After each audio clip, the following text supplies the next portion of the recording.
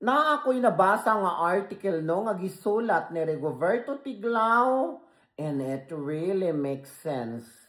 Matud pa niya, Marcos fears that a President Sara would be catastrophic for him and his family, not just because he threw the former president in prison hill, but because there are tons of evidence proving his and his family corruption.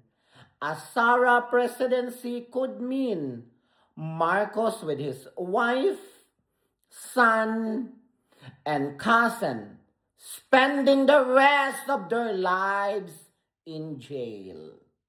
Mauna nga tanan, ilag yun intawong gihimo no? Sa pamaagi sa mga dautan, sa pamasangil, ug sa mga pagbutang-butang. Aron dili ilang gyud mahimong presidente si BP Inday Sara Duterte no. Aron dili sila magtingkagol ug ang tibuok nilang pamilya. Busa karong 2028 sulayan ragod nato atong ipapresidente si BP Inday Sara Duterte aron masuta nato kung ngano gyud nga hadlok kaayo sila.